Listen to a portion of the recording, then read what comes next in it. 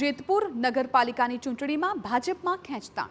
પૂર્વ પ્રમુખ સુરેશ સખરેલિયાને મેન્ડેટ ન અપાતા 42 ઉમેદવારોનો વિરોધ। ધારાસભ્ય જયેશ રાદડિયાએ શરૂ કર્યા ડેમેજ કંટ્રોલના પ્રયાસ। જયેશ રાદડિયાના નિવાસસ્થાને સુરેશ સખરેલિયા અને આગેવાનોની બંધ બારણે બેઠક। 42 ઉમેદવારોએ ઉમેદવારી પત્ર પરત ખેંચવાની ચીમકી આપી હતી।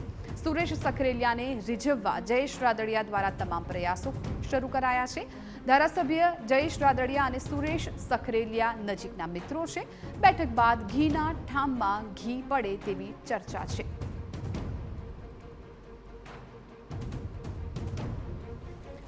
તો ધારાસભ્ય જયેશ રાદડિયા અત્યારે તો મનાવવાના પ્રયત્નો કરી રહ્યા છે। મહત્વપૂર્ણ છે કે સુરેશ સખરેલિયા અને જયેશ રાદડિયા બંને ખૂબ નજીકના મિત્રો છે અને જેને લઈને જ તેઓ ડેમેજ કંટ્રોલ કરવા માટે પણ પહોંચ્યા છે। બંધ બારણે બેઠક થઈ હોવાની ચર્ચાઓ પણ છે।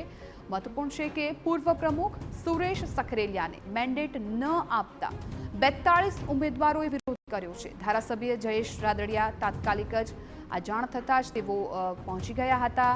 સુરેશ સખરેલિયાને તેઓ મનાવવાના પ્રયાસો કરી રહ્યા છે।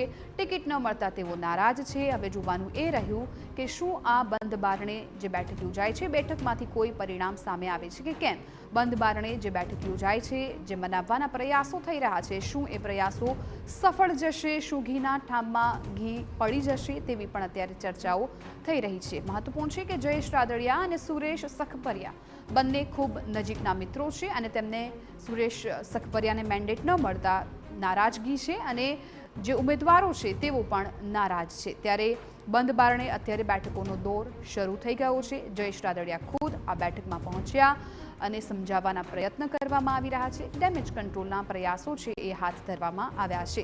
ત્યારે હવે આગામી દિવસોમાં આ બેઠકનું શું પરિણામ આવે છે, શું સુરેશ સખપરિયા જયેશ રાદડિયાનું માન જાળવી રાખે છે, તેમની વાત પર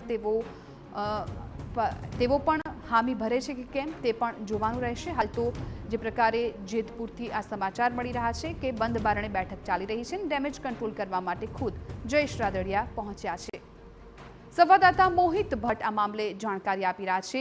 મોહિત, શું લાગી રહ્યું છે આ બેઠક પરથી શું પરિણામ આવશે? શું સુરેશ સખપરિયા છે એ માની જશે? કઈ પ્રકારની સ્થિતિ આગામી દિવસોમાં બનશે?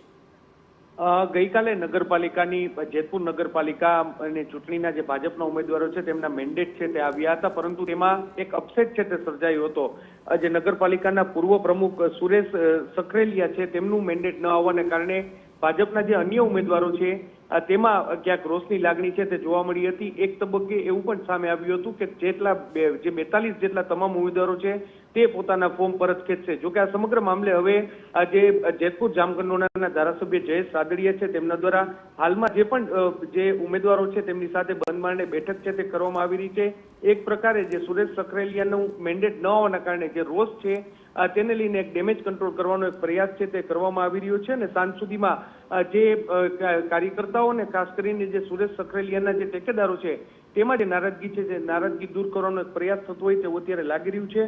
જોવાનું રહેશે કે આગામી દિવસોમાં કયા પ્રકારની જે રાજકીય ગરમાવો છે તે જેતપુરમાં આવે છે। જેતપુર નગરપાલિકાની જો વાત કરવામાં આવે તો ભાજપ શાસિત આ નગરપાલિકા હતી અને સામા પક્ષે જે કોંગ્રેસ છે તેમાં પણ જે 44 જે ઉમેદવારો છે તે પૈકી માત્ર 30 ઉમેદવારો જોવા છે, એટલે રાજકીય રીતે ભાજપનું હાથ છે તે ઉપર છે। જોકે જે કાર્યકર્તાને લઈને જે નારાજગી સામે આવી છે તેને લઈને હાલમાં બંધ બારણે બેઠક ચાલી રહી છે। જી બિલકુલ મોહિત, આભાર સગર માહિતી બદલ। તો હાલ જે ટેકેદારો નારાજ છે, જે કાર્યકર્તાઓ નારાજ છે તેમને મનાવવાના પ્રયાસો થઈ રહ્યા છે।